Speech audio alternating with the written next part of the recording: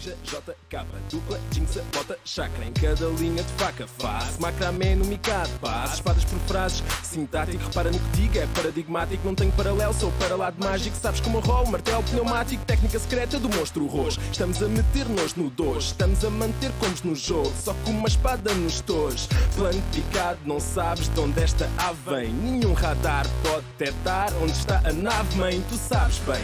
Somos a clique, somos o clã. É Monster Jinx cabrão, respeito ao vais comer tartan. Na terra do nunca não digo banzai, vivo na espelunca e tenho um bonsai. Ninja que é ninja, ninja, frotas imperiais. E bate mal, logo bate mais, a minha crew não sem espelhos. Na rua, dragão azul, dragão vermelho, sento o silêncio. Verso shinobi, nunca me canso, sou de Nairobi. Ágil como um ninja, rápido como um ninja, letal como um ninja, brutal como um ninja, fatal como um ninja, forte como um ninja, secreto como um ninja, devo mesmo ser um ninja. Esta é para os meus ninjas, só para os meus ninjas. Onde é que estão os meus ninjas, ninjas, ninjas, ninjas, ninjas, ninjas, ninjas, ninjas? Esta é para os meus ninjas, só para os meus ninjas. Onde é que estão os meus ninjas, ninjas, ninjas, ninjas, ninjas, ninjas, ninjas, ninjas?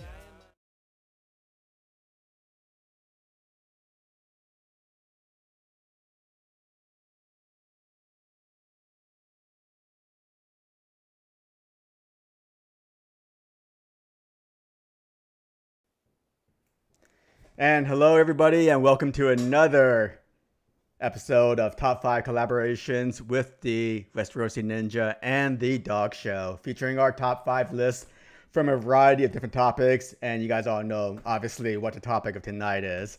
Again, I'm your host, the Westerosi Ninja, and coming back from a long vacation. And joining me today, as usual, is Dawg from the Dawg Show. So what's going on, Dawg? What's happening with you? Great to be here, Melt. I've been looking forward to this all day here. Yeah, it's been a little bit. We haven't been together in a little bit. You're on vacation, and hope your vacation went well for you. So I'm really excited to talk about Cobra Kai here tonight. Yep, definitely. So, I mean, if it was, if you guys were expecting Game of Thrones, that was just clickbait. We're actually going to talk about Cobra Kai since it is going to start August the 24th, which is like what, this Wednesday or Thursday? Is that right? No, this Thursday. No, this Wednesday. Yeah. Yeah, so, I think you're right, Mel. Yeah. So let's get on for some Cobra Kai action, why don't we? And and this thumbnail says it all. There will be a hug in season 2 of Cobra Kai between Johnny Lawrence and Daniel LaRusso, just like what we see here with Jon Snow and Arya. So. Yeah, No, really. We're just kidding around, right? Tonight we're basically going to review our top 5 moments from Game of Thrones Season 8, Episode 1, titled Winterfell. So, what do you think, Dawg, about this episode? Were you into it, or will we be hearing more of your opinions later on the show? I really enjoyed the episode the first time I watched it through. And it's, you're the first person I've talked to about my feelings on the episode or anything of that nature, right? So, the first time I watched it through, I really enjoyed it, right? I really loved the ending.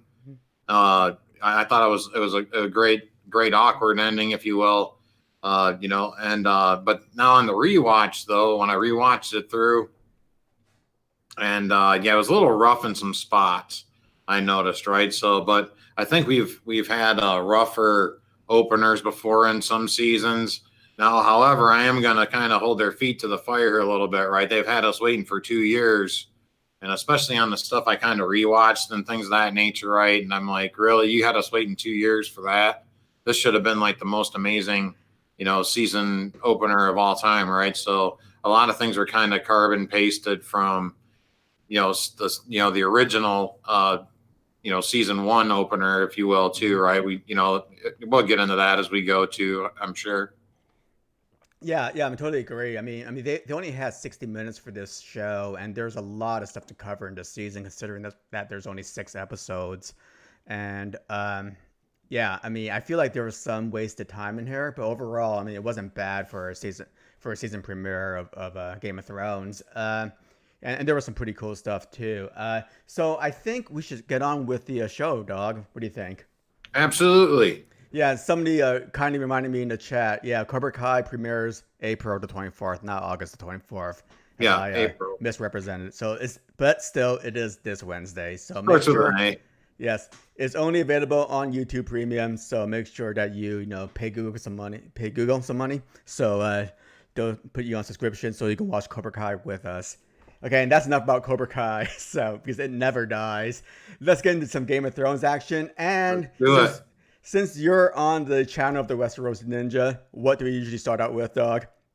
We always have some trivia. Exactly. And here's this edition of By the Numbers, and basically it's Game of Thrones season 8 episode 1 viewership numbers, okay? And I looked this up a couple of days ago. So we had 17.4 million people watch Sunday's premiere, okay? And that's either live or streaming live, or the two streams afterward that HBO did that night, okay? Making it the most watched one-day event in the history of HBO. And HBO's been around since the late 70s, which is 40 years. So it's a pretty big number there. The season, in comparison, the season 7 opener, which was Dragonstone, had about 16.1 million views during its premiere, and that was the number one show before last weekend. So Game of Thrones, you can't really dispute its popularity, right, amongst these HBO subscribers. Also, Sunday's premiere was the most watched scripted entertainment program of the year. Okay, scripted means a show, right? It doesn't mean sporting events. It doesn't mean political events. It just means shows, basically, with fake stories. So, and the prior record holder for 2019 was CBS's Big Bang Theory on February the 7th, which basically had 14.1 million viewers. So, so HBO basically beat out a network TV show, a public network TV show, which is kind of an interesting scene there. And lastly, the season 8 premiere, okay, in terms of listed activities, had almost 55 million pirated views across illegal streams, downloads, and torrents in the first 24 hours. And out of these 55 million pirated views, 76%, 77% rounded up, were illegal streams. 12% were just basically web downloads. 11% were public torrents, and you had about 0.5% were private torrents. And the country responsible for the most, pirated views it's not China, it's India, with about 10 million views that were of unofficial means.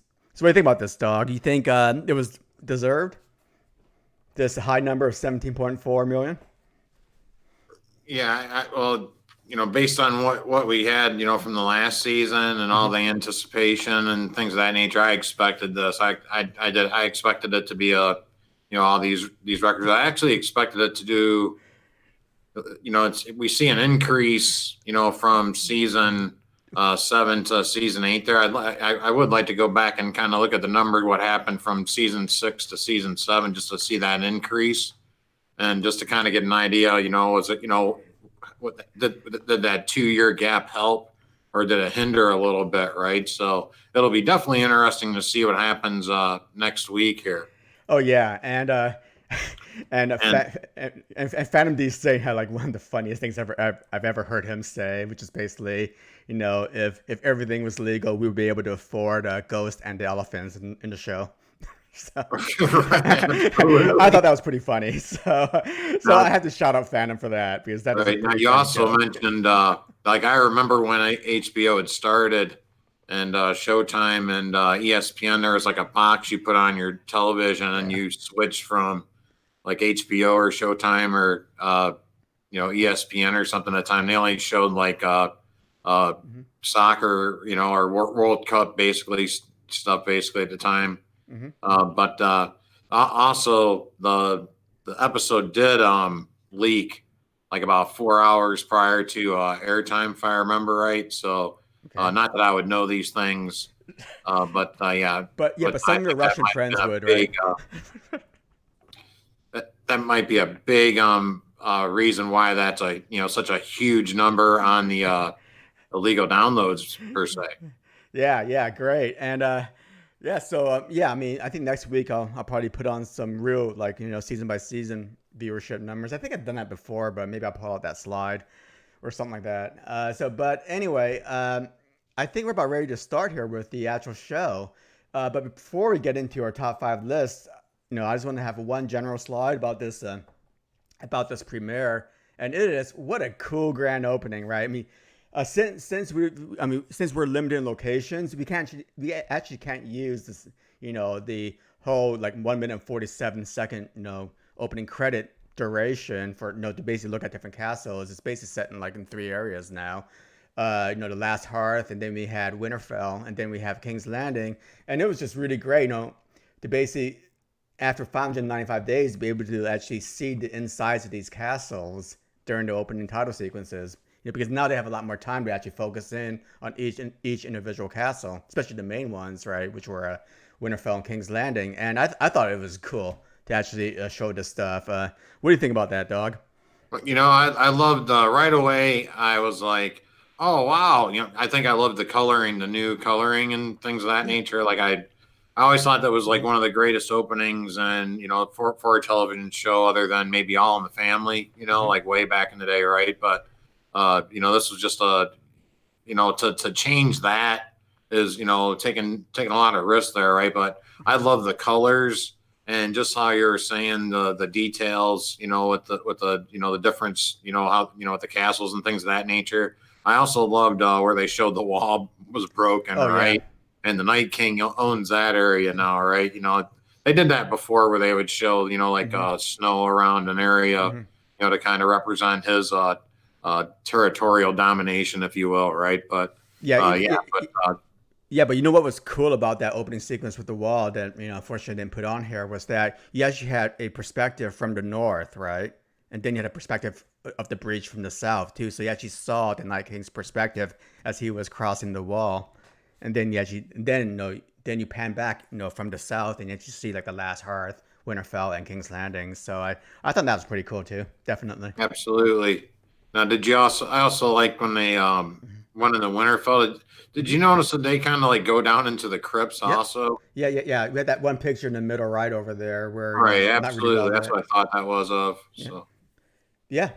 I mean, in Winterfell, what they showed was basically the hall, right, which is Lyanna Mormont's special dominion, and then you have the crypts, and then in King's Landing, you got the basement, with Balerion skull and that scorpion ballista, and really a nice, well lit, basically view of the throne room with the Lannister, sigil on top there above it, which is pretty cool,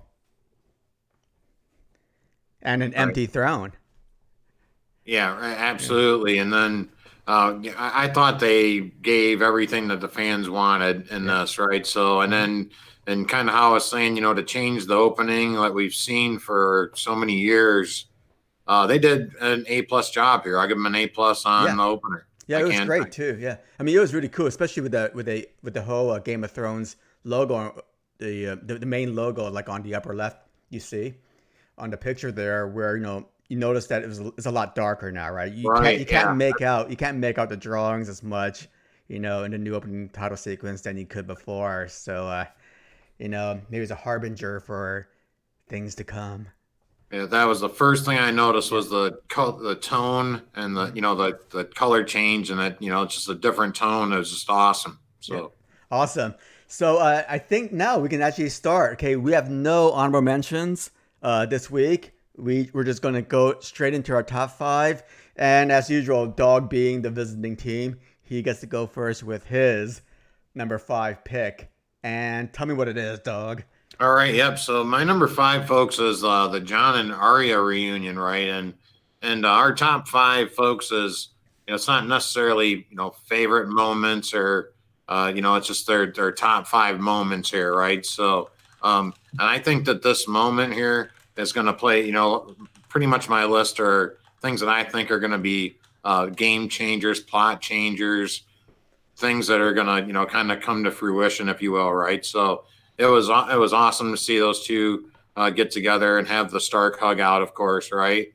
But now, the plot kind of thickens here a little bit, where you can see, that Arya's going to side with Sansa Stark no matter what here, right?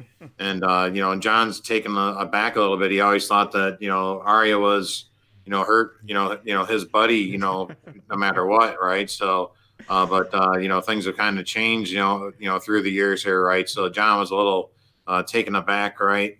And now they have a second hug where John mentions, hey, I'm part of the family too, am I just a bastard now, basically, because I've given up the crown here, right? And so and now she hugs, she goes, and she's like, don't forget that, basically, right? And I think that's gonna, John's gonna have to make a decision. Dany or Sansa, and Arya might have to, there might be some tension here brewing here. Milt, what do you think? Well, I mean, Arya needs to side with the smartest person that she knows, right? Right. And Sansa, The way she said that, don't forget it. Yeah. It was like she was like, she was like on assassin duty or something. The way she said that.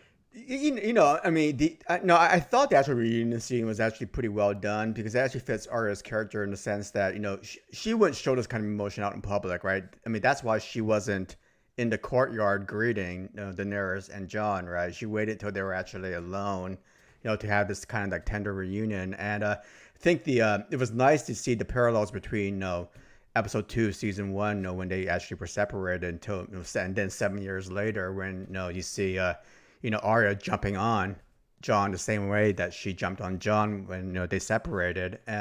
I thought that was pretty cool. And then boom, right away they get into comparing swords, right? It's sort of like, how are you doing? What happened? Are you okay? Blah blah blah. It's about like, you still have Nito, and then look at my sword. Arya, basically takes out Longclaw, right? So they start, comparing swords and weapons and stuff like that. And did you ever have a chance to use it and stuff like that? And I thought that was cool. What was really kind of odd about this scene was the first thing that came out of Jon's mouth after they compared swords were, hey Arya, I could have used you, right? During the hall, during the meeting, with everybody else. And as you alluded to, I'm not sure if Arya wanted to be there to defend Jon because I think he's defending Sansa now. I mean, she's defending Sansa now. I mean, I think she's basically doing everything she can for her family and for Winterfell, and not necessarily, listening to Jon anymore or basically having full trust or full faith in him. It's almost as if her allegiance has kind of like, switched. Absolutely. A bit. Yeah. That's perfect wording there, right? Her allegiance is absolutely with her family. We've seen her go through what she had to go through with the Faceless Men, right? Mm-hmm. From going from no one to, she is Arya Stark, right? Yeah. And, so she is going to be allied with the highest ranking Stark, if you will, right? Which at right now it's Sansa Stark, right? So because Jon pretty much is. They keep reminding us that Jon has given up his crown, of course, right? Yeah, so. Yeah. Evidently, Lyanna Mormont doesn't know what he is anymore. So Sansa Stark is the highest ranking officer at Winterfell, so to speak. So great pick, Dawg. I think everybody looked forward to this reunion, and I thought this was pretty well done. So I mean, it wasn't too saccharine or Disney like. So yeah, right. Yeah, I enjoyed it. It was well done. So, okay. So for my number 5, it's the rescue of the Kraken. Okay. And I think this is almost like the beginning of Theon going into full Stark mode now. And I mean, he's kind of like, redeemed himself in the eyes of Ironborn. Now he wants to go back and redeem himself basically in the eyes of the Starks, right? He wants to basically prove to everybody that he can be a Stark, Greyjoy hybrid, if you will.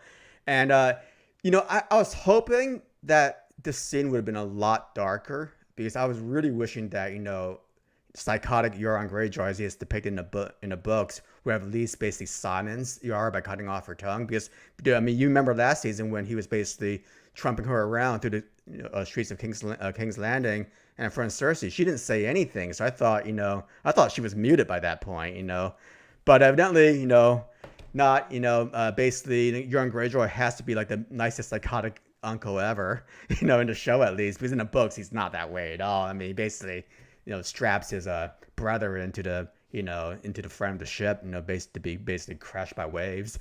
So, but it was pretty cool. I mean, it was a really cool rescue sequence in a way because you actually got to see like Theon's skills as an archer, right? People tend to forget that in season 1, I mean, he was a badass archer. So, and you see that little arrow, basically flying right into the guy's forehead up in upper left, which is pretty cool. And then after the rescue, right, the Greyjoy welcome, right, basically just headbutt your brother, right.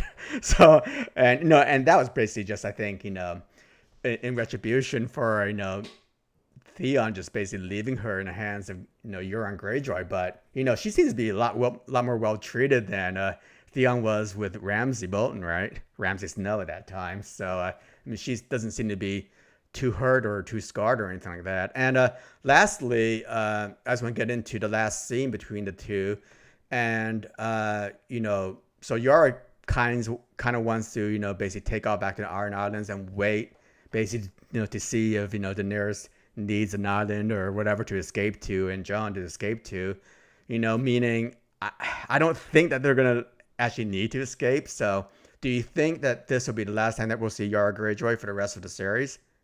So anyway, Dawg, what are your thoughts about this, the rescue and Yara?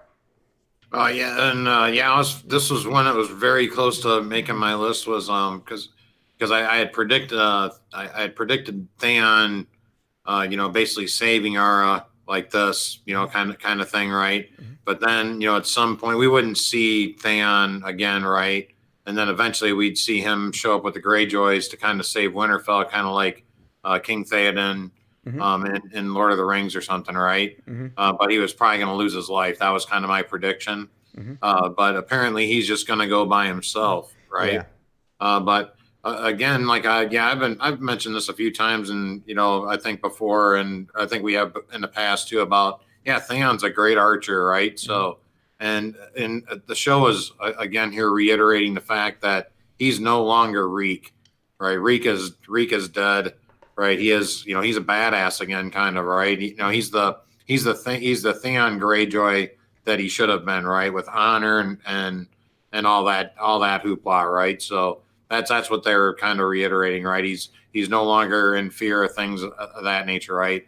And this is how Greyjoys are gonna hash out their problems, right? Just a good headbutt and okay, get up, and you paid the iron price, let's move on here, right? So but now to answer your question, I think we are going to see Yara Greyjoy again, and I think that was absolutely alluding to the fact that that they might need to go there. I was thinking that the show was going to go to the Erie at the end of this, because the way that they had always talked about, that place being unbreachable, and how they got to come in, by columns and rows of 3, basically, right? Mm-hmm. So I kind of thought that they would go to the Erie at some point here too, but they might.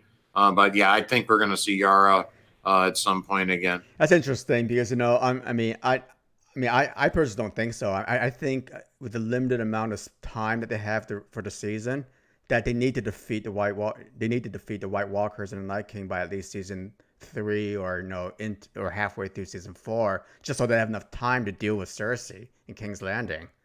So, but you never know what's going to happen. So it could happen. I mean, I'm kind of on the fence about that whole thing. Given the amount of time they have left in the show. Right. But I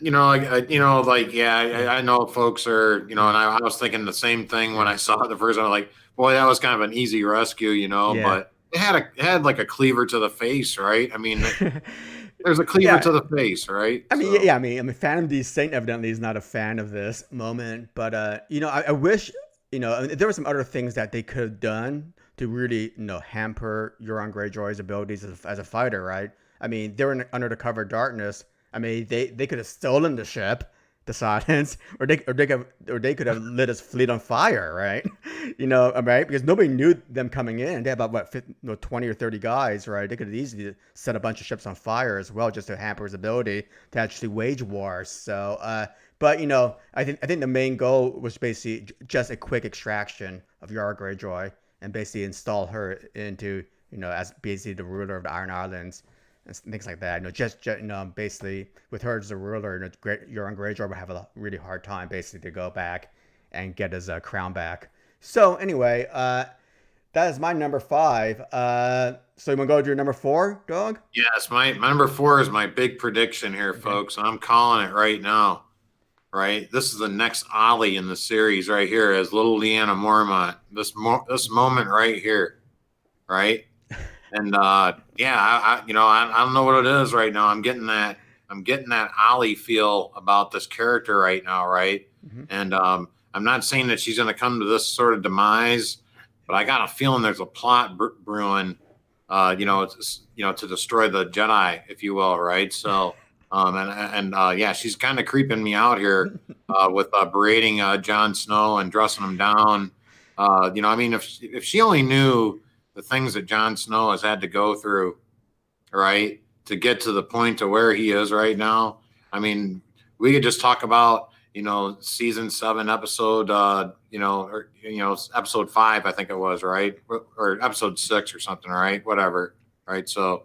When they go beyond the wall, right? All the stuff he did there, right? So, all the stuff that Jon Snow has done to get to that point, basically, is what I'm trying to get to, right? And like, she's just gonna berate him, right, over this little issue she's having, right? Mm-hmm. I mean, the dead are coming to take everybody down here, right? But she's giving these looks, right? Mm-hmm. And when Tyrion comes out, also, right? When I saw that, when I rewatched it, right, when I rewatched the episode, I caught her look again when Tyrion came down and talked about the Lannisters coming up, and she gave a look that reminded me exactly of the look that Ollie had when he was hanging here, right? But I kind of meant to switch those two pictures out. But if you kind of look at Ollie's look right here, that's the same exact look that Lyanna Mormont's given Tyrion and Jon Snow, if you will, or whoever she's looking at, the cameraman, what's going down when she heard about the Lannisters coming too, right? So, but now, again, here I'm a risk taker, right? And if I'm right about this, I'm a freaking genius, right? And I think Felicia would be happy also if this plot goes down like that, right? So, this is my big risk here tonight, Milt. What did you think of the scene overall, Milt? And what do you think here, my friend? And also, got people in the chat realize that we're just reviewing our top 5 moments, of the episode, good or bad. Okay, right. So nothing is actually, it doesn't have to be great. Okay, it could be really, really bad too. It's a moment. I think moment. Yeah.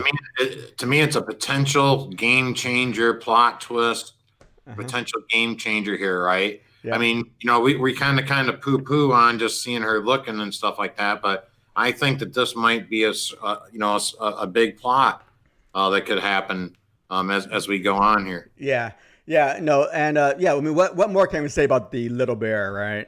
Than we haven't seen before, haven't basically said before, out of her 5 minutes of fame in the entire series. Right, she has like all the classic one-liners and basically the most memorable quotes, right? So it's like the writers are just really, really, pimping her, to basically say these great things. And I mean, for this scene, I mean, I got to the point where it was just really, I was just getting really, really annoyed and sick of like Lyanna Mormont's bullshit, right? I mean, she's just basically just dropping bombs on poor Jon, and Jon couldn't defend himself, right? Because I mean, he was trying to fight Sansa on one end, and Daenerys, isn't going to help Jon do anything. I mean, basically, Tyrion Lannister was the only guy that kind of stuck up for him, right? And then he got booed off the stage by the rest of the Northern Lords, and then you had Lyanna Mormont giving him a really dirty look as well. So, I mean, it seems like that she's out to kill, just like Ollie, I mean. Stab through the heart, right? Right. Another stab through the heart, but this time it comes from a little 9-year-old girl. So, I mean, tell me I'm lying, right? When you see after Tyrion says, the Lannister army's coming, right? Tell me that look is not the same exact look that Ollie's making right there, right? And then I'll come out here and say I was wrong, right? But, I was like, whoa, kind of it creeped me out a little bit. I was a little scared for Jon. So. Yeah, and it looks like we have a lot of Texans in the chat right now. So go Longhorns! Thank you very much. Oh, hey, Rhodes. So anyway, anyway, yeah. So great choice. Never happened. You never know what's gonna happen. No, but yeah. I mean, the Anna moment was definitely a moment for sure in this episode. So, and for that, let's get into the Restoration Ninjas number 4, and that is the small console comprised of you have Curly, Mo, and Larry. Okay, based in Varys, Tyrion, and Davos in that order, respectively. And I think they wasted a bit too much time with these 3 guys during the whole episode because they really didn't do anything, right? All they did was talk about their responsibilities, which included eunuch jokes, right? Basically formulating retirement plans, up on the ramparts of Winterfell. I'm hoping that they're really going to be more relevant, basically later on in the season right now, because because it didn't make any sense, I think, to actually showcase them for at least, for 5 or 6 minutes in the entire episode when there's so much other things going on. I mean, eunuch jokes, I guess, never get old, like dwarf jokes do. So I guess they had to include that. And then, of course, everybody talks about, makes jokes of old people, right? So, and you really can't fault the writers for, basically writing that scene, just to get some digs into senior citizens, who's about ready to retire. So, I don't know. I think it's kind of a wasted scene with these 3 actors. I'm kind of wondering why Varys is even alive still at this point. But anyway, other than the fact that they're going to somehow, basically revisit Melisandre's prophecy. But I thought it was just kind of wasted. But no, I mean, it was a moment. It wasn't a great moment, but I just had to put it in there as something that needed to be commented on. And it looks like we have some Houstonians too. And yes, I'm in Houston as well. So go Houston. Really, really nice weather out right now. So what do you think about this, Dog? About Larry, Curly, and Mo? Yeah, I'm with you here too. And again, I think this is an important moment as well, right? Because I think Varys at the end of all of the Mo, Larry, Cheese scenery that we got. I think that might come into play here with the John and Danny situation, and maybe nothing is going to last. And then my prediction of Romeo and Juliet surviving is not going to come to fruition. I'm a little scared of my prediction now, Mel. Yeah. But now to get back to this first scene, let's think about this, right? They've made us wait like 2 years now, right? Because whatever reasons, right? They needed the time for all the production, and they needed it to be, absolutely perfect, right? And you, the fan, have been waiting all this time, right? And the first thing we get is balls jokes, right? I mean, that's basically what we got, right? I mean, that's what they gave us. Yep. So, hats off to Dan and Dave for that, brilliant plan that they came up with there, right? I guess it was somewhat funny, but did they need to do that on the first? Maybe they could have had these guys. Maybe it could have been our first encounter with them, right? Yeah. But did it have to be the first line in the whole entire season, right? Yep. This is the first line of the season. Yep. The first words I think that come out of somebody's mouth. It was. Is this, right? Mm-hmm. Am I right on that? Yes, you're right. I mean, it was the first word from Tyrion Lannister. It's basically, just be glad your balls aren't freezing. I mean, that was pretty much the initial words of the entire, episode and season. Yeah, I mean, if they wanted to include eunuch jokes, they should have mixed it in with the senior citizen jokes up on the ramparts when they were talking about, like, John and Danny's, future marriage, right? In the lower scene in the picture. Oh, right. Yeah. And then,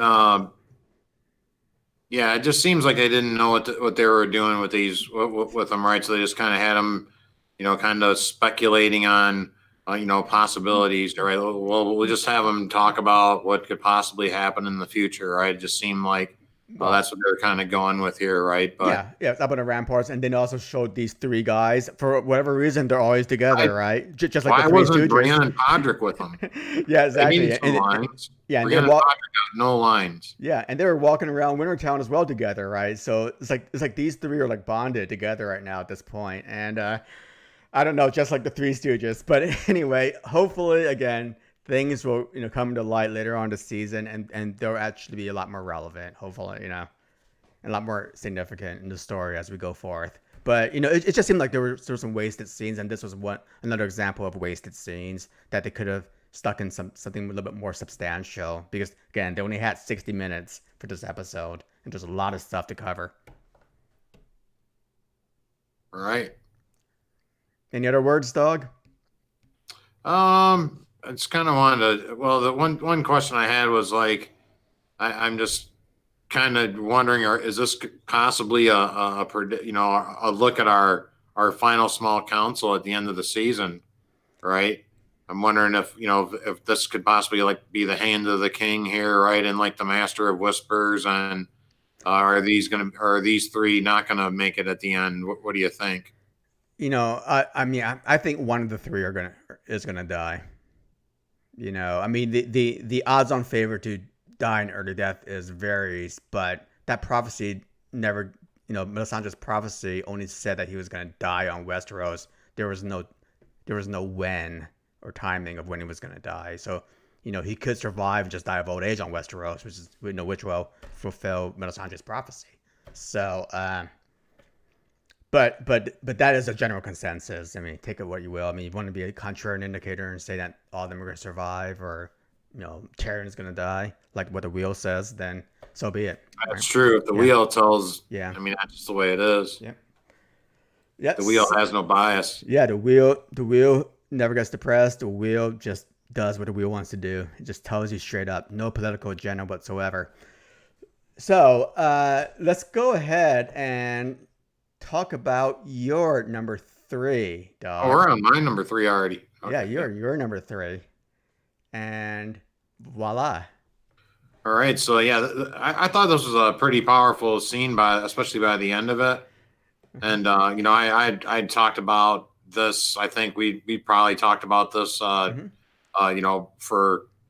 a few times possibly. Right? What's it going to be like when Dany and Jorah's like, hey, by the way, this is the guy that saved my life, and by the way, you killed his parents, or whatever, right? Or his brother. And I'm just kind of dumbfounded though, right?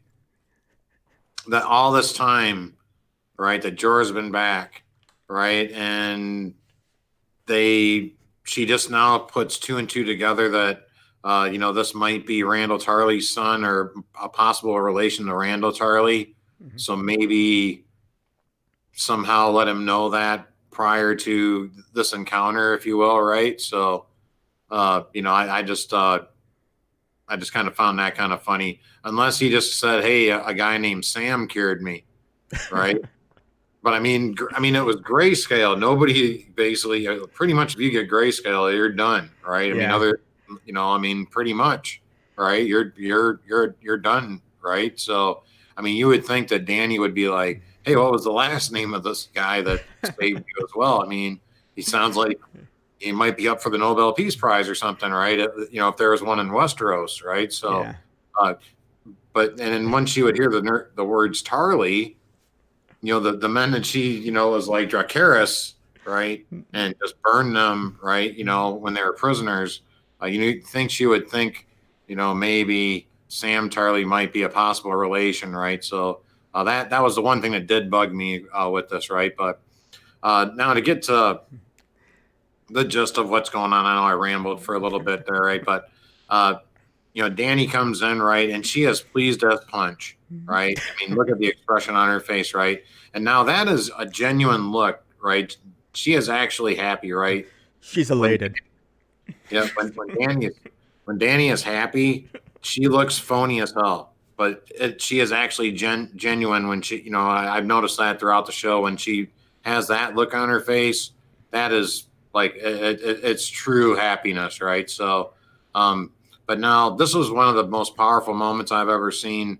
And forgive me, folks, I forgot the actor's name that plays Sam. Whatever, right? But he was pretty awesome there, right? When she told him about his brother, right? So this is definitely going to be a plot twist here of some, or maybe not plot twist so much, but it's going to have some plot significance throughout, of course, as we see throughout the episode here, right? And it's great to see Jorah as well. The sword was mentioned in this scene also, so I think folks that were predicting that possibly Jorah has heart's bane, maybe that's going to come to fruition maybe next episode. So that would be interesting also. So what did you think of this scene here, Milt? Well, I think the scene itself, the actual meeting itself was really well done. I think John Bradley did a great job, expressing his his anger, a little bit holding back his anger, and basically, his surprise about what happened to his, father and brother, at the same time. What kind of bugged me is, how did they even know Sam was there? Right. So, to actually meet him. I'm sure that happened off screen, guys. Okay. We don't see that scene, but it would have been better to actually have a scene where Daenerys asked Jorah, how did she recover from grayscale? And then Jorah could have said, a acolyte named Sam Tarly, cured me. And then boom, the light sort of went off on Dany's head saying, shit, I killed, his brother and father or something like that. But we never see, we never got that scene. So, so basically it's like the whole scene was skipped, and all of a sudden what we have is basically, Daenerys, for some reason, Daenerys and Jorah, for some reason, figuring out that, Sam's at Winterfell as well.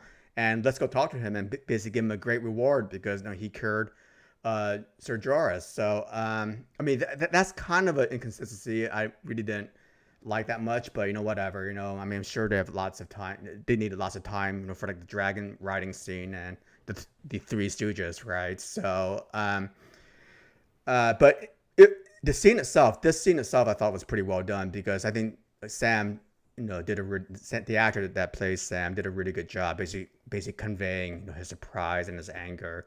It wasn't anger like in a typical sense. It was very, very withheld, right, and really drawn in. But right. He was pissed, right? Especially first he was like, especially the part about his brother. Yeah, he was bummed about his father, right? Yeah. And then mentions about being led back to the home. Mm-hmm. Because once he mentioned about his brother, but yeah, he was just like you're saying, Melon. He was perfect. Yeah. He was great. So especially, he still had those emotions after he walked out, right? After he told Jorah and Daenerys just to get the hell out, right? He had to walk out into the courtyard, and then he almost got run over by a horse, right? Because he was still so mad and so miffed about the whole scene. So, kudos to, John Bradley for this scene. I think this is probably his best scene of the entire episode. He has one more good scene, but I think this scene probably tops, the reveal scene. All right. So, for my number 3, it is none other than forging the ultimate weapon. And I've had, I picked this as number 3 because I want to get some discussion about, what exactly is happening here, especially with the weapon itself that Arya wants. But besides that, I think the 2 reunions here between Arya and Gendry and Arya and the Hound were great. I think it was spot on, especially the first reunion was with the Hound, right? And you can see it was just really passive aggressive kind of basically interaction going on between Arya and a Hound, and then they're just acting, they're basically just sizing each other up and basically saying, "Oh, you survived," and he goes, "Yeah, and you survived too, huh?" But it's really passive aggressive, and I love that because that was pretty much the whole gist of the relationship, traveling through the Riverlands in seasons 3 and 4, and the Arya Gendry reunion I thought was also actually well done as well because again it wasn't saccharine, it wasn't Disney like, she didn't jump into his arms and basically kiss him on the head and stuff like that. It was exactly the way you would have thought like 2 old friends would have met, who didn't really know each other, didn't really spend that much time getting to know each other, would have interacted with one another basically, how you doing, you look great, that kind of stuff. And then we get into a glimpse of basically, Arya's psychopathic tendencies here, where right after that tender, touching moment where they reunite and basically compliment one another about his blacksmithing skills and her looks. Hey, dude, can you make me a weapon here? And basically, what is this weapon? Okay, because what it looks like, if you guys can see on the I actually rotated it and blew it up. Okay, if you guys can actually see this drawing, it's basically a detachable tip. Okay, it could be an arrowhead, it could be a spear made out of dragon glass. Okay, so already that's a hint, right? It's something to be used against White Walkers, whites, and things like that. It's not to be used against Cersei because you don't need dragon glass tips to basically kill off humans. Okay, and it seems to be detached. It basically seems to slip into some shaft there, and then at the end of the shaft, there's like some sort of rope, basically to affix it to something else. And I'm just kind of wondering what your thoughts are about this, Dog, because to me, it doesn't make for a really good weapon. You rather have something fixed to a spear when you're actually trying to fight at long range. Once you detach it, then your spear becomes a staff essentially, and the staffs are no good, in a fight against White Walkers. Right. Okay, so you need to. So I don't know what the reasoning is for the detaching spear tip. I don't know. Yeah. So anyway, so I actually blew up a little weapon from the teaser, from the season 8 teaser, and they actually showed like an arrowhead, right? With the hands of Edward Scissorhands, holding it or something like that. And could that be the weapon that Arya once made? Okay, on the lower right hand side. So, Dog, what's going on with this? But you asked this question, I think, pretty early. Yeah. I think I talked to you like Monday or something, right? And you mentioned this, right? And I was kind of dumbfounded too. Like, why would you need to? Yeah. And now I'm kind of curious to the bottom right corner there, right? Is this kind of like almost like a Darth Maul weapon or something where she could use it kind of like Darth Maul or something, right? Or Yeah. or and then if she wants to, she can detach it. Kind of like if you had a pool stick and you bust it in half, Yeah. and now you have 2 sticks, right? So I'm kind of wondering if is that another tip on the bottom there as well?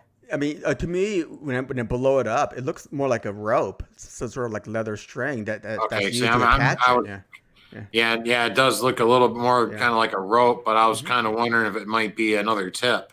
Mm-hmm. And then like if she wanted to, she could, do all this. Now the thing is that Gendry's like, why would you want something like this? Yeah. Well, I think it has something to do with maybe she can put something inside this thing too, right? To hide, right? Possibly poison, maybe down the road or something, or I don't know, maybe wildfire or something. I don't know. Yeah. I mean, Probably not wildfire, right? But, yeah. I mean, it seems like a better weapon for her if she really wants to keep away from any kind of White Walkers, and use a staff. It's basically just affix the cat's paw dagger at the end of a staff, and then it becomes a really deadly spear against White Walkers and against humans too.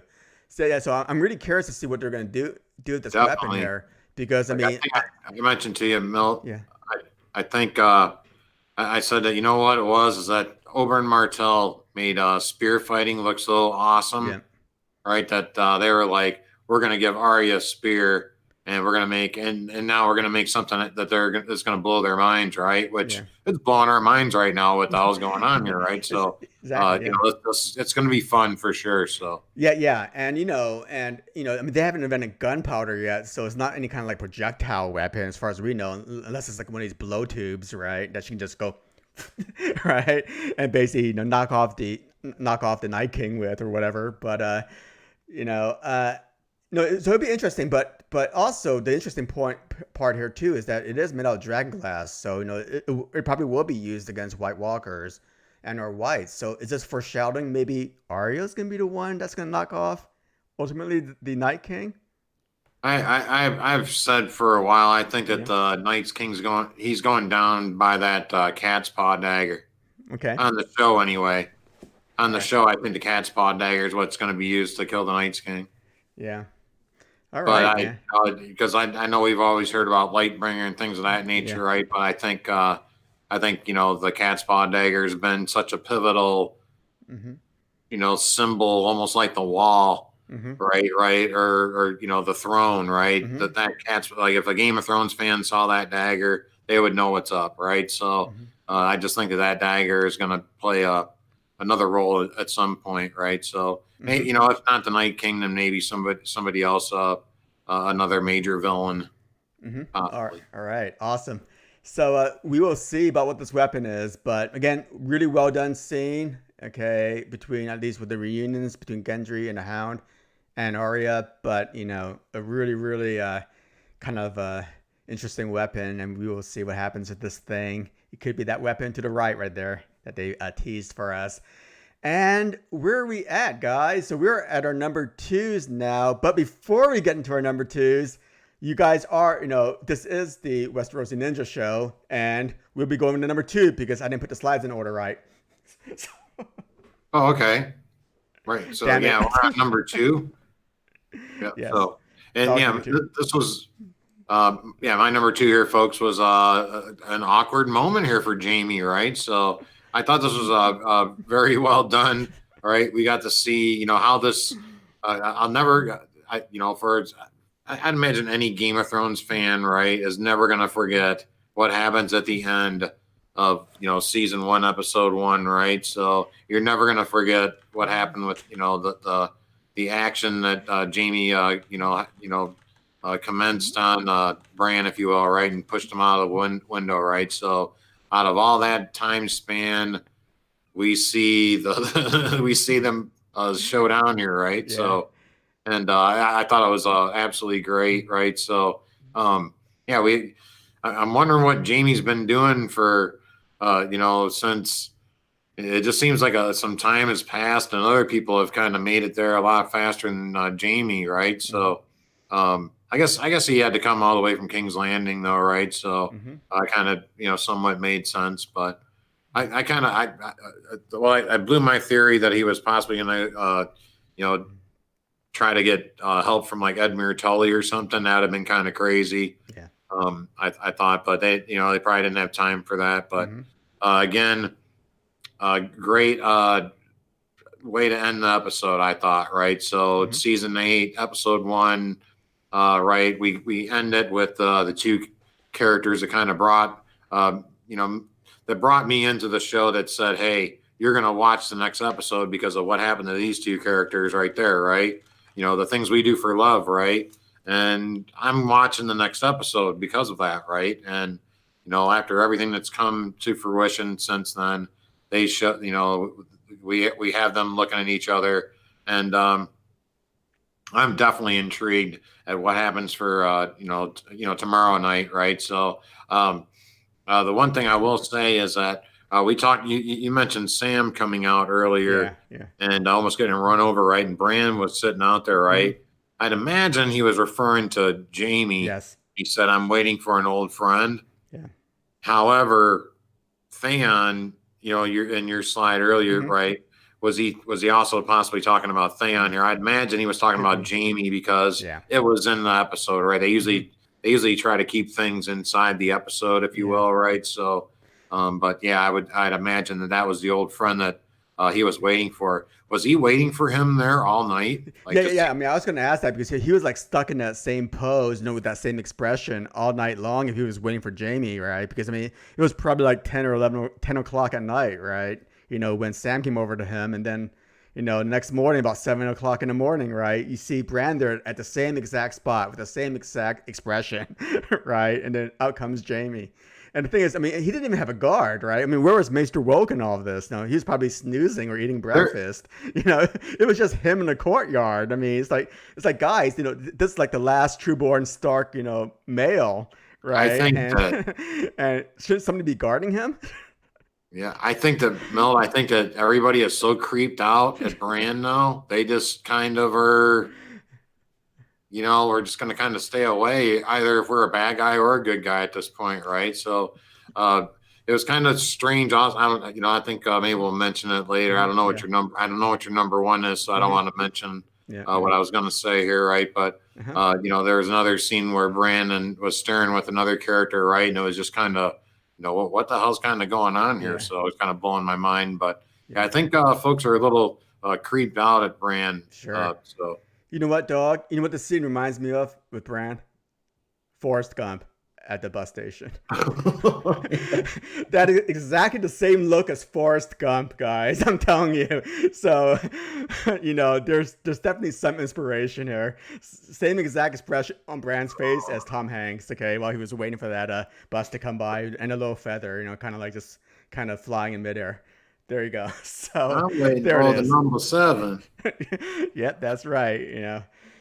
All I needed was just a box of chocolates, and maybe Jamie gave it to him. So that is Dawg's number 2, and my number 2 is we're not gonna have one because it's time for a wheel prediction. Okay, so you guys are on the Westeros Ninja channel, meaning that there's nothing but self promotion is gonna happen here, and I'm promoting my latest series of videos using a wheel to basically to answer everybody's questions. And today's theme is going to be what do you want to see in season 2? Basically, any kind of predictions, any kind of questions you want to ask the wheel dog for season 2.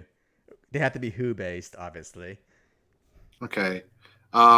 If I wonder if can I ask an if question for kind of an if prelude? Yeah, sure. As Yeah. long as the answer is a character, yes. Absolutely here, right? If Brienne of Tarth, right? If Brienne of Tarth were to get a line this year, right? Like she was going to speak at some point. I mean, we've known Brienne of Tarth for like a long time now, right?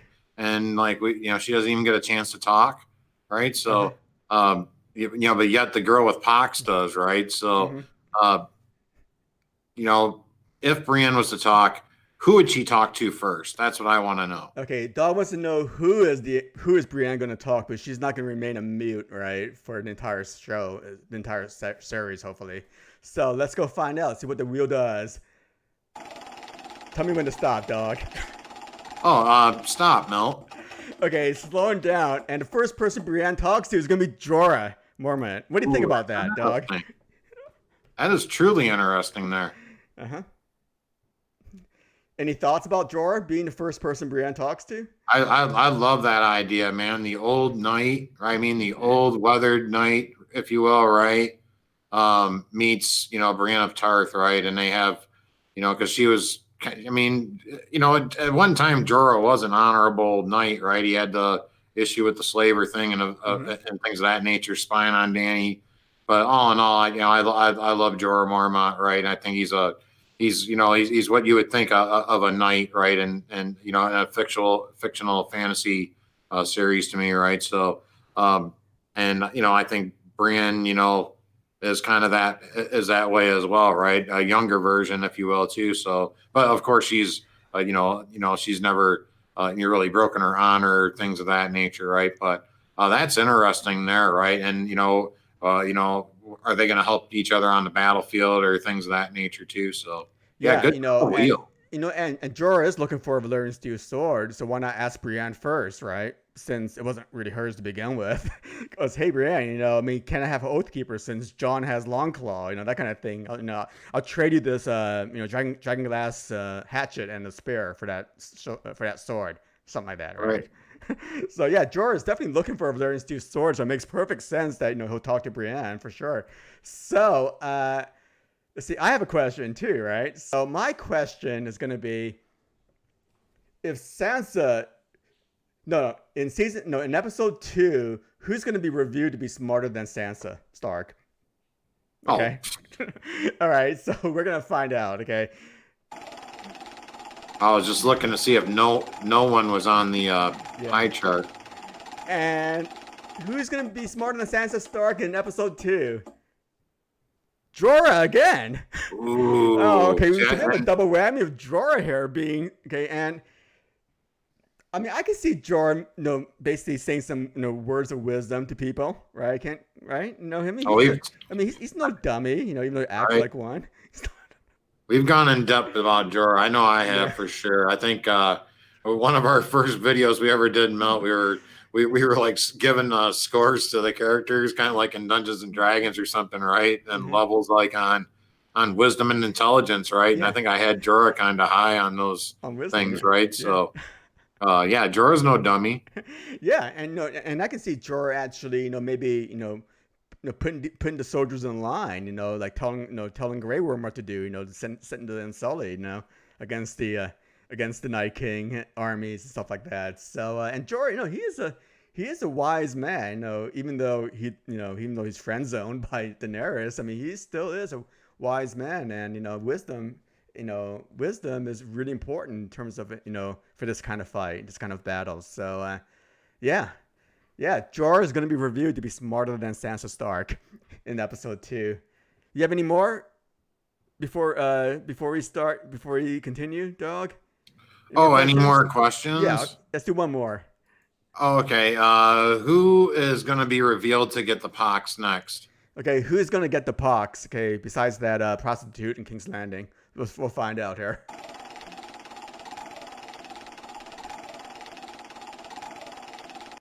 I just thought that was such an important scene. Bronn. Well, isn't that obvious? Because Bronn...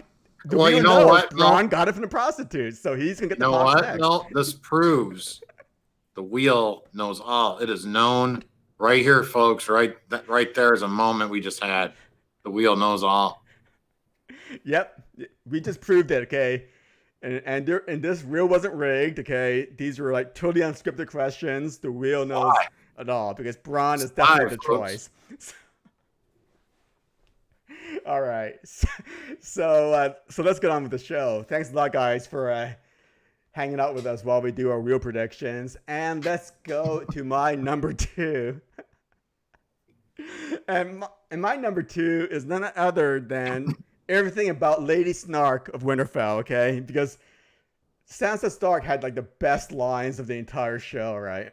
I mean, she had one-liners after one-liners after one-liners in every single scene that she did, you know, from Winterfell is yours, my lady, that crazy little smirk of hers, right? To what do dragons eat anyway? We're really, really intelligent there, and you're a dumbass, Tyrion. That was a great line. And finally, the last line with Jon Snow. No, I will stand behind Jon Snow, he said, the king in the north.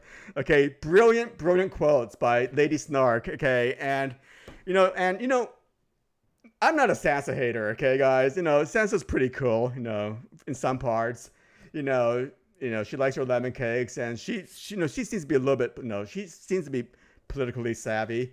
But, for Arya to call her the smartest person she's ever known, I'm really going, you're really insulting a lot of people that you've known in your life, Arya, and not just including Hot Pie and Gendry, right? I mean, you're basically insulting, like, Jaqen Hagar, you're insulting Sarah Farrell, who basically taught her a lot of, taught her how to fight and gave her a bunch of words of wisdom. Her dad, Ned Stark, so, wow. I mean, but, if Arya thinks that Sansa is the smartest, let it be. But I don't think Ned Umber thinks that she's the smartest person because, he took her advice to go back to the last hearth and look what happened to him. So, but I think what they did was that they actually portrayed her, to be serious, they actually portrayed her a little bit too much to be like this all-knowing Lady of Winterfell, an all-wise Lady of Winterfell, when in fact she really hasn't proved, in the show at least, that she is this all-knowing, all-wise, genius, political genius, because she had a lot of help along the way. I mean, they would never have outsmarted Littlefinger, without the intervention of basically the Bran 1000, right? So, because she was basically playing into his game, up until then. But I'm not sure if the writers are just making her out to be this way because they're prepping her to be the future ruler of Westeros, or at least the queen. But I mean, it's kind of at the detriment of the other characters if she is the one that's going to be known as the smart one, for the rest of the season, because there are a lot of other smart characters in there. And, Tyrion's kind of lost a little bit of luster, right? I mean, he was very, very clever. The past 3 seasons, he's turned into kind of a joke in a way. I mean, he's actually lost his intelligence for whatever reason, but I blame that on the writers more than anything else. But I just don't see how we can actually put Sansa Stark right now on a pedestal as being like, the wise, all-knowing Lady of Winterfell. Dawg, what do you think about this? Oh, absolutely here, and again, don't get it twisted, folks. I love Sansa Stark, sir. Yeah. Right. We share the same birthday, I think. So, but like, how are you the smartest person in the world, right? I mean, and because I think Arya is pretty smart, also, except for kind of willy-nilly walking through Bravos while the assassins are after her, right? I mean, that was kind of stupid. To kind of walk around at that point, right? But I think Arya pretty much is just as smart as Sansa, if not smarter. But how can you not know what dragons eat? Right? I mean, that was just kind of. But I think that was just. I think that was just a sister not liking the new boyfriend or the new girlfriend in this case, exactly, right? Excuse me, right? So that's what was going on, right? She can see that these two are all Google for each other, right? So and she's not liking the new princess or queen, so to speak, moving in on the family here, right? So but yeah, when she told Tyrion he was a dumbass. I mean, I just totally lost it. At that point. So, because he's been a freaking dumbass, right? Yeah. Or he's in cahoots with Cersei here, and is just kind of acting like, oh, she lied to us, right? But maybe he really does know that that they're kind of in cahoots together here. So for the people that still have faith in Tyrion going dark side of the Force, it's still a possibility here, right? So that's where I was kind of clinging to there, right? But and then she does not she doesn't even come up to breathe when she is kind of just with being snarky with berating Jon a little bit, right? Like even at the point when he's like, "Do you even have any faith in me?" And she's like, "Of course," but like there's like no break in the line at that point. It's just like, I mean, there might be a little break in the line, but as far as the emotion goes, she's like, did you bend the knee because of the North or because you love her? Yeah. Right. So now, and then of course somebody knocks on the door because Jon doesn't want to answer that one, right? Because it's complicated. Yeah. Yeah, and the thing is, I mean, everything that she said seemed like it was personal. If you really think about it, right? It wasn't very objective at all. Her interactions with Daenerys, her interactions with Tyrion, her interactions with Jon, right? And all three of those scenes, it seemed to be more personal attacks than anything else. And I find it. I mean, Sansa has grown smarter, no doubt about that. But I think the show has basically turned her up a level a little bit too fast, in terms of the intelligence level, intelligence scale. And Arya, she didn't know Tywin Lannister, and there's no way, that Sansa's a Tywin, is a Tywin Lannister. So in the show, I had a feeling that maybe this was just kind of like, they're gonna kind of, there's gonna be some friction, right? But eventually these two are gonna come to respect one another, right? However, the things I was alluding to earlier, right, with the Jon and Arya scene, Lyanna Mormont coming into play here a little bit too, right? I am worried for my man Jon Snow here, right? That there might be some venom coming towards him soon here. Yeah. All right. Smarter than Tywin because she's still alive. Fine. Okay. But I'm waiting, OTDA, for somebody to kill her in the privy as well. Okay. So anyway, let's go into our number ones, Dog. Are you all ready for number one? Number one time. All right. So number one for the Dawg Show is, folks, after 7 seasons and 67 episodes, 68 episodes, right? This character, right? And hey, don't get it twisted, right? Don't get this twisted. This is my favorite character on the show, right? To me, he's the Luke Skywalker of the series, right? Now, however, right, his one downfall is he hasn't known anything, right? Through like 68 episodes, if I count this particular episode here, right? I might be off on my math, right? But he finally knows something, right? That we have all known since frickin', season 1, episode 2 or something, right? Or, when Ned's basically, someday we're going to talk about your mother, right? Oh, probably the lady that's down there in the crypt, right? So, yeah, we've known that, John. We've known that for years, right? And he finally gets his chance to know. Okay, that being said, enough with the goofiness and the silliness a bit here, right? This was an awesome scene, right? I loved, they kept Sam kind of true, kind of kind of like when the first time we meet Sam, he's kind of a goofy guy, right? So, and he's kind of being goofy, silly a little bit, falling down, right? But yeah, that was kind of their reunion, right? It was kind of a throwback to the way we met Sam in the first place a little bit, right? But I loved how they kept the camera on John the whole time that Sam was speaking to him, right? And they kept it, and then I just thought he did a brilliant job as he hears the news about what, that Ned Stark, who he thought was his father, basically was not his father, right? And he was the king of Westeros. He was the big cheese in all of this, right? He's the most, and as honorable as he has been, right? As honorable as Ned Stark has been, right? He's been just as honorable, right? And he deserves to be the king, right? And now, and he knows that, right? But he even goes to the fact that he's like, well, it's treason, right? He's trying to make an excuse, right? To try to not. There's going to be some tension going down. I feel it, folks, with what's happening here. But by the end of this man is going to be sitting on the Iron Throne. Yep. I can tell you that right now. Yes, because Daenerys she foresaw in her vision Snow falling on the throne. So, and who is a Snow? But, So, yeah, well, not anymore right now. But anyway, I thought this was again a pretty well done scene. Okay, it was really it was really good. I mean, Sam, who just came off, I think, his best performance the minute before with Daenerys and Jorah, and then he's still in this kind of like pissed off mood, right?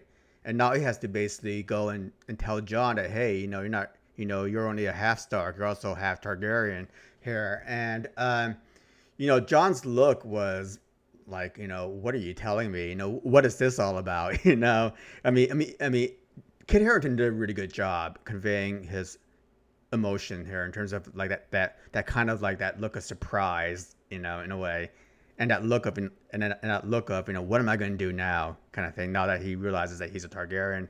And it was only fitting that Sam was the one that told him. And I respect that that he did, because they are really brothers, right, of the Night's Watch. So they're about as close as brothers can be at this point, in the story.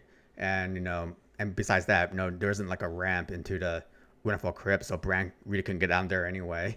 So hey, sue somebody else. Don't sue, don't sue the government for this, right, for not putting in ramps for the disabled. But anyway, so I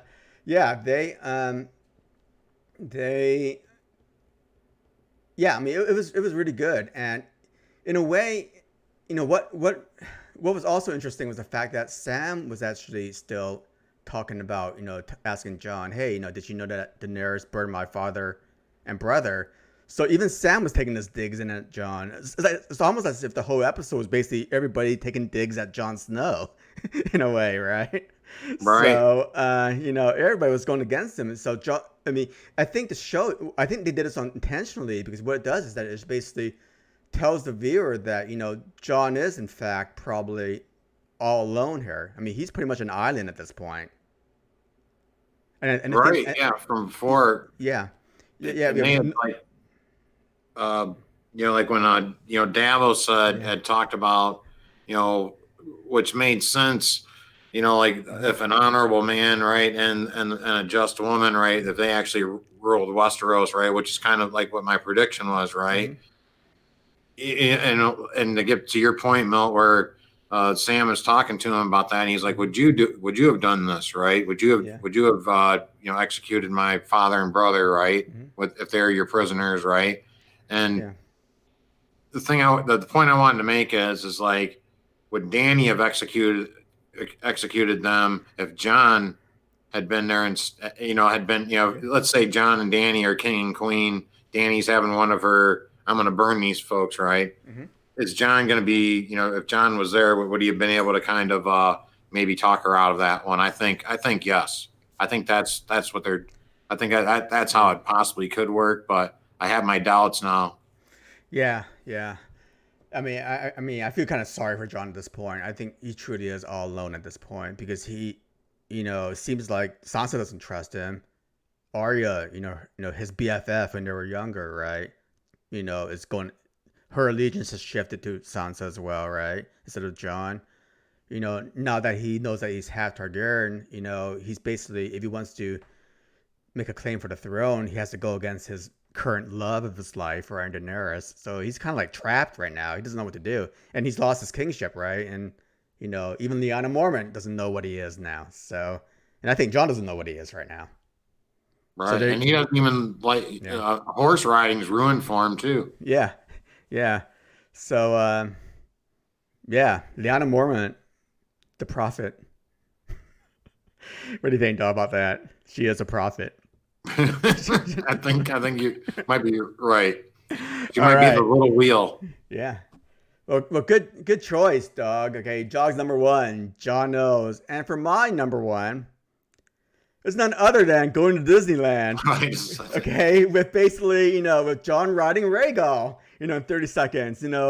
There's 4 minutes and 23 seconds of pure joy and elation. Sort of like that scene from Aladdin, right? Where they're riding the magic carpet, right? And Whole new world. No, love lift us up where we belong, right? So we got that going on, I mean, they land in some really secluded spot, a la Ygritte and Jon in the cave. Hey, we can stay here for 1,000 years and nobody really know. Just be in love with one another. Isn't that great? And then, finally, the coup de grace is that you get that scene of Drogon just looking at them while they're making out, and then, what is Drogon thinking? He's like, he has these like perv eyes going. He goes, hey, are you going to take those pants off, Jon Snow? So what's going on here? It's. Don't be afraid. But honestly, I mean, this is probably like the worst moment in the episode to me because it seemed like it was such a waste when you had almost 5 minutes of the whole episode when things could have been done, things could have been fleshed out just a little bit more. There could have been other things that could put into the episode, but to have like 5 minutes of this going on, I mean, it couldn't have just been like, Jon hopping on Rhaegal just for like 30 seconds, goes, hey, I can fly, and cut the scene at that point. Right. So yeah, they could have. I like that they showed, right? I mean, because it was kind of silly the way he was like, "Whoa, yeah, I'm gonna fall off the dragon." No, I'm not gonna fall off the dragon, right? But by the end of it, right, and it's kind of hard as a viewer to kind of focus on what just happened, but it was important that they showed that he took control of that dragon and landed it, right? I mean, that was important, but it doesn't. The message doesn't really come across as clearly, right? Because they've had so much silliness a little bit. And there were some great shots too, as well, right? So, but when he takes the reins and shows that, hey, I, can now ride a dragon, and next time we see Jon Snow on a dragon, he'll be a freaking master Targaryen dragon rider. I'm sure he will be. Yeah, and you know what, guys? I mean, this is my worst moment. So there you go, the troll. Actually, my real number one, is basically don't name your kid Ned, because if you name your kid Ned, okay, bad things are gonna happen to you. Seriously, especially if you listen to Sansa, which both of them did. So anyway, yeah, and to me, I think this to me was my favorite scene in the entire episode because it finally brought back like the sense of horror and dread, right, that we saw in the opening sequence from season 1, episode 1, right? Where I actually first met the White Walkers. I mean, this was pretty horror. I mean, this was straight up horror in a way, right? So, I mean, especially that whole scene with like, the dead child surrounded by limbs being like, being spread out in that spiral pattern, right? Whatever that means, whatever that whole spiral pattern means, and having like, the trio of like, Baer Dondarrion with this famous sword, Tormund, and basically Dolorous Ed, and they're now finally, we actually see him again, basically just looking at this guy and going, basically seeing what the hell is happening here, what happened here in the last Hearth, and I don't know, to me, this was the cliffhanger, okay? I mean, people say that the Jaime scene afterwards was kind of the cliffhanger. To me, this is the ultimate cliffhanger here, because this is what it's going to boil down to in the next 2 episodes, is the fight against the Night King. And I'm sure there's going to be a lot more mystical, magical stuff that's going to happen that, we're not even prepared for yet in the next 2 episodes. So, I mean, I enjoyed it. I love this scene, and I wish we will see more of this kind of horror and dread in the rest of the season. Absolutely. Yeah, again here now, Mel. I was getting a little worried in the beginning of the scene, right? Because I just thought it was kind of silly with, when they were trying to, sneak in, and you could hear the footsteps, and I'm already going. I know this is Ed. It's probably gonna be Ed or somebody, right? And then Ed's like, stay back. He's got blue eyes, right? And yuck, yuck, yuck, right? So. I don't know. All I could think of though was the community just kind of going, "Oh, Dan and Dave." I just kind of thought they were going to get a little bit roasted for that one, right? So, but after that, right? Yeah, this was absolutely awesome. It was shot great. Because I felt so bad for the little Umber kid. But yeah, it was a throwback also to the first child we saw. When the Night's Watch came out. In season 1, episode 1, of course, right? So, and then we've got our message here that Beric Dondarrion's like, it's a message from the Night King. Yep. Okay, are you gonna tell us what that is or something? By now, right? But I'd imagine it has something to do with whatever this. Maybe that's a wheel of some kind, right? Maybe that's what that represents, or something. It looks like it's something that. Spins possibly or something the way that he's got. Yeah, it's some kind of spiral pattern for sure. And, there's talk out there that this is eerily similar to a Targaryen sigil. Oh, right. Absolutely. Dragon right. heads. So, I mean, are they linked one another? Is it a Song of Ice and Fire, right? So they can be linked to one another. Possibly. So, but now, the other thing that was great, I thought, to kind of get back to your horror. I haven't, and I used to watch horror films so much when I was growing up and all that stuff, right? That I'm just like pretty much burned out on most of them, right? So, but I was where it just seems like I've kind of seen it all at this point, right? But I was kind of impressed with the way they did, the kids scream, right? When you already knew it was going to happen, right? When Torm was talking, we already knew that the kid was going to open up his eyes, but I thought they did the sound really. Was done well with the scream to kind of still make you, even though you knew it was coming, right? It kind of still give you that little, cringe a little bit, right? So well done.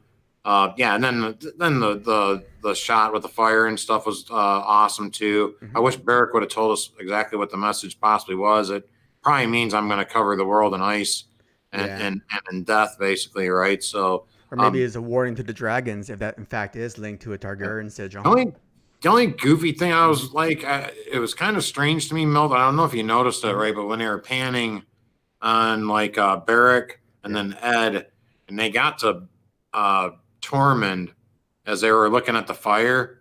I don't know what it was, but maybe it was just me. But Tormund had this look as if he was looking at Brienne of Tarth. Like he was just like, goo in love or something, right? It just didn't look like he was, just kind of on, like about to possibly be killed by a white. Yeah. I don't know about me, but Torrent gives a lot of crazy looks, though. He does, though. Yeah, it was sort of like blue eyes. We do that. Yeah, those blue eyes, especially that seeing Dolorous Ed. I mean, the way that his eyes shot out with Dolorous Ed. I mean, he can be looking at like a naked Brienne of Tarth, that kind of thing. So, I don't know, but no, I hope they play upon the mythology here a little bit more in the next couple of episodes. Before the Night King goes away or whatever happens to him. Because this is really interesting stuff, and it's really horrific, scary stuff that I would love to see a lot more, in a lot more of in Game of Thrones. But we will see, right? Definitely. You know what else is going to be interesting, though, real quickly? It just popped in my head. Is we've been talking about Sansa, and you mentioned that also, I think earlier, Milt, is that how is she going to take the news if that even really comes into play? Well, I'd imagine that they're going to get word from Beric and these guys, right? Eventually, they're gonna get to Winterfell, right? But how Sansa going to take the news of Ned Umber, what happened to him, basically? I don't know. Probably. I mean, they probably won't show anything, and Sansa will probably regret sending him back. Maybe off screen, but I doubt they're gonna show her being that weak. If that makes sense, right? I just think it's Yeah. like it would be kind of like one of the first time that she's kind of Yeah. ordered a character to their death, Yeah. if you will, right? So I don't think we've seen Sansa do that Yeah. yet, right? So Well, that would be kind of a first time. especially a character that was innocent, right? I mean, Littlefinger wasn't innocent, but yeah, definitely. I mean, basically, she basically sent him off to be killed, to be white material or whatever you call it. What was also interesting about this scene, and I'm not sure if you noticed, Dog, but the way that Ned was hanging on the wall, it reminded me of Aliens. Remember when we first go into that colony in the movie Aliens? Remember you had that woman that was up against the wall, all covered up in that sticky stuff, right? Oh, right. In that alien, wax or whatever you want to call it, right? And then basically, boom, her eyes just pop out, right? And then she kind of does a little scream as well, just like Ned Umber did. So, I thought that was pretty cool. So, all right. So that is it for us, guys, in our top fives. And we're going to just go ahead and recap really quick our top five list for top moments of episode 1. Yeah, So go ahead, Dog. What do you got?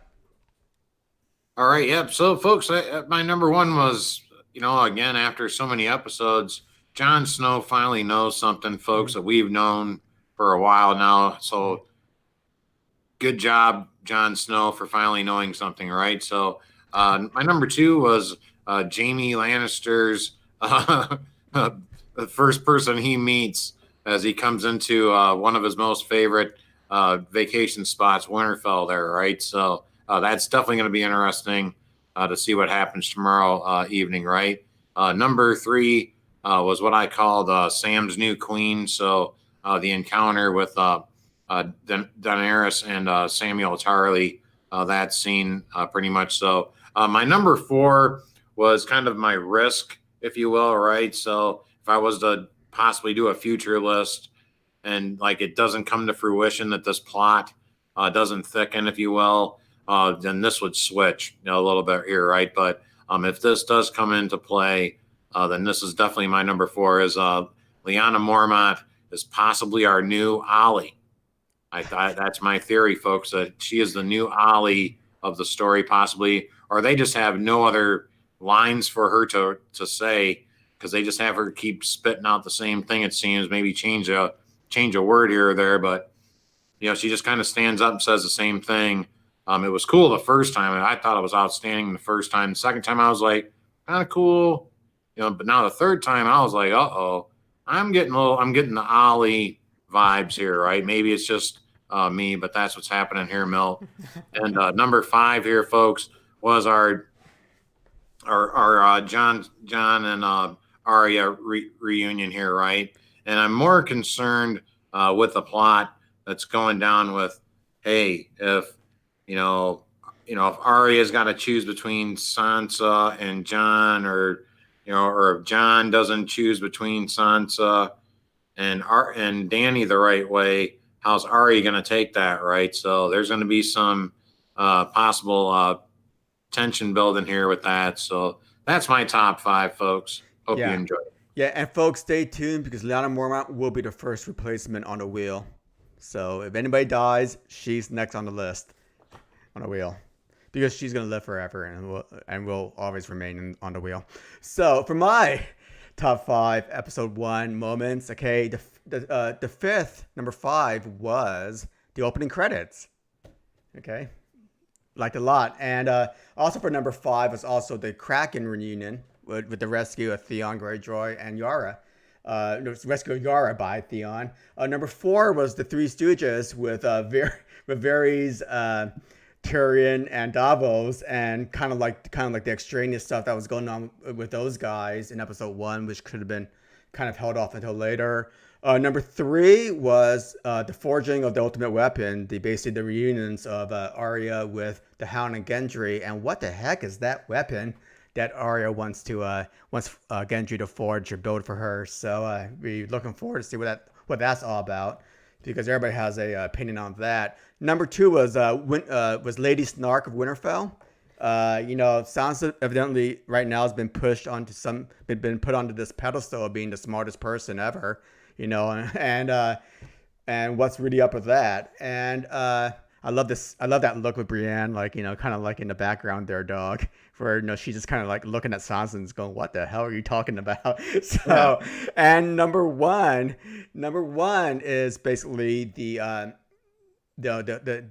dead Ned scene, right, in the Last Hearth, where basically you see that you see basically Dan Day bringing back that horror and dread back into the series that has really been missing since episode 1 of season 1. So that's my top 5. So let's go back into episode 2, dog. What are your expectations for episode 2, and what do you think is going to happen? I expect, if you could, Mel, would you mind going back to the previous slide there real quick, if you could? I have to go way back. No, just the previous slide. This one? Oh, I gotcha. I'm sorry. I didn't mean for you to do that. But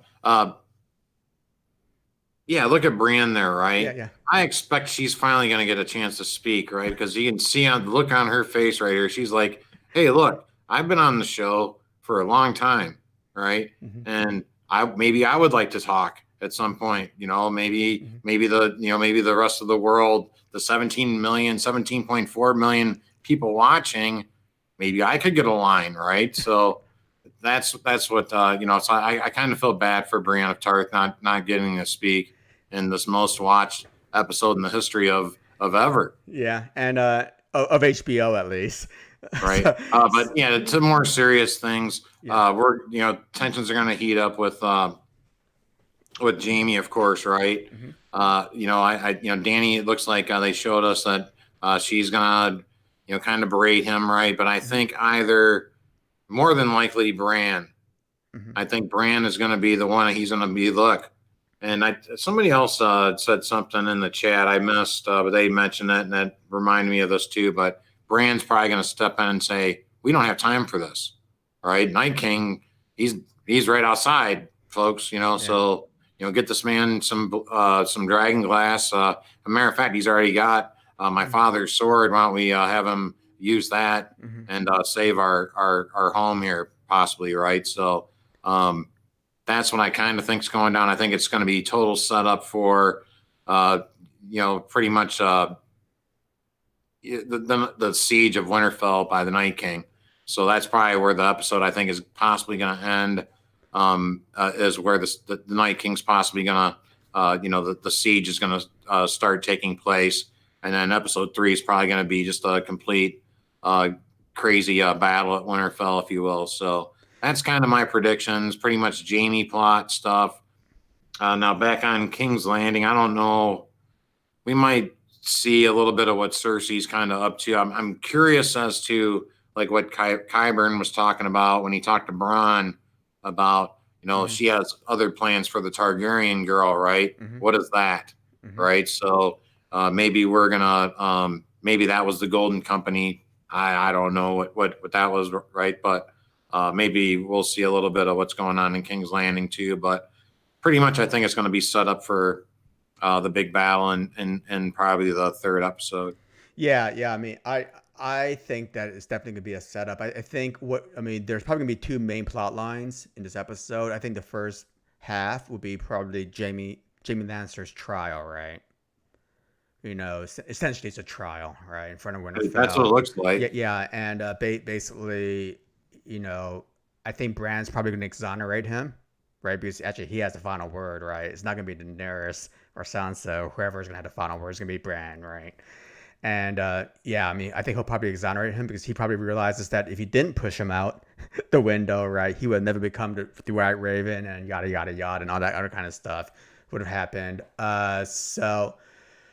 And then the second half is going to be set up, right? I mean, I think you see the trailers already, right? I mean, basically, they're going to get ready, for the Night King coming. Tormund, Dolorous Ed, and Bear Dondarrion are probably going to make it down to make it down to Winterfell ahead of the Night King to basically tell them what happened at the last hearth, right? And last goodbyes, right? Like the Grey Worm, Miss Sunday, kiss, and everything else is going to happen at the end of this episode, and then you're basically going to just see those guys lined up with one another, right? Sort of like in the trailer, where basically you see the Night King, right? Just basically looking down and staring down the forces of Winterfell, essentially, right? At night. And the only thing that I'm kind of wondering about right now is they're actually shooting out that trebuchet during daytime in the trailer. So are they coming earlier, or is that just some kind of like sortie? Like a white sortie, if you will, just probe the defenses of Winterfell. So why is it in the daytime that they're actually firing off that trebuchet? So maybe it's just kind of like a prelim, right? Kind of like maybe just a squad. They see a squad of whites or whatever. Who knows? But maybe it's a test. Yeah, too. Yeah, it could be a test. Yeah, good point there. So, but yeah, it's definitely going to be a setup, and the episode is scheduled to be 60 minutes long. So there's not going to be a lot of time to get into the other extraneous stuff, right? Because I think the King's Landing stuff is going to be really, really small, really, really minor or absent, right, in this episode. I don't think they have enough time for that. I think all of this is about the setup. It's all about the setup and Jaime, essentially. And and episode 3 is going to be 80 minutes long, guys. So you know what that's all about, right? So it's going to be the battle, and we're going to see lots of blood and guts in that one. So anyway, that is all, guys, in the chat. Thanks a lot for coming out. Any last words? Oh, no. Thank you so much for coming out here tonight, folks. And great to be back collabing with Jim Milt. So looking forward to next week. So enjoy episode 2, my friend. Yeah, I definitely will. I definitely will, Dawg. And thanks a lot for everybody in the chat who showed up. Bubba Husky, Terry T, Amanda Kane, Christy Volstones, Phantom D, Saint T, Baby, Phil H, OTDA, Bubba Husky, again, Living My Rhapsody, Linda R. What else do we have here? Shannon Thompson, Nancy T, Daisy. I can't pronounce that really long last name. Daisy K. Let's see, what else? And I think I got everybody. Oh, Rhodes Rants on Star Wars. Make sure to check him out. He does collaborations with Dawg. What else do we got here? I did say fandom. Cinedave was here too. He's got a channel as well. Yeah, Cinedave. Thanks for stopping by. John Taylor, thank you for stopping by. And that is as far as I can. And Peter Griffin. And that is about as far as I can scroll up. So again, thanks a lot for coming out there. And next week, Dawg, we'll be doing another similar recap, top 5 moments of episode 2. And, sounds great. Yeah, and it'll be on Saturdays again because we don't want to, hit into any Game of Thrones quality, pre-Game of Thrones quality time for everybody. So we'll be doing it at the same time as today, but we could actually do a little bit earlier on Saturdays. It all depends. You'll get the notifications. Right. Please hit the subscribe button if you don't have any notifications. And I think that is it. So until then, thanks a lot for coming out, and we will talk to you all later.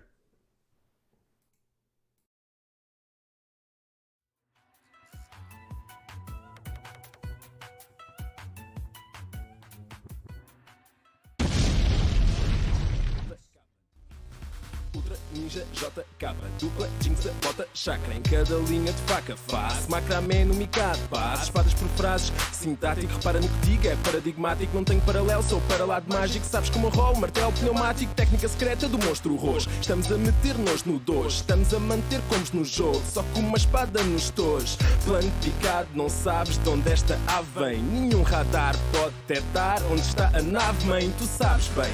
Somos a clique, somos o clã. É Monster Jinx cabrão, respeito ao vais comer tartan. Na terra do nunca não digo banzai. Vivo na espelunca e tenho um bonsai. Ninja que é ninja, ninja, frotas imperiais. E bate mal, logo bate mais. A minha crew não sem espelhos. Na rua, dragão azul, dragão vermelho. Sente o silêncio. Verso shinobi, nunca me canso. Sou de Nairobi, ágil como um ninja. Rápido como um ninja, letal como um ninja. Brutal como um ninja, fatal como um ninja. Forte como um ninja, secreto como um ninja. Deve mesmo ser um ninja. Esta é para os meus ninjas, só para os meus ninjas. Onde é que estão os meus?